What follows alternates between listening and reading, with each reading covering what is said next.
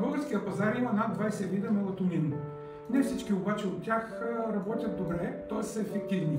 Ефективността на мелатонина зависи от това дали поддържа плазмени концентрации в рамките на 8 часа, което е времето предполагаемо човек да спи.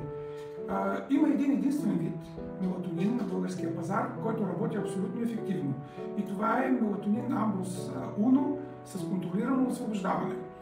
Високата технология, по която е произведен продукта, гарантира бионаличности в рамките на повече от 8 часа.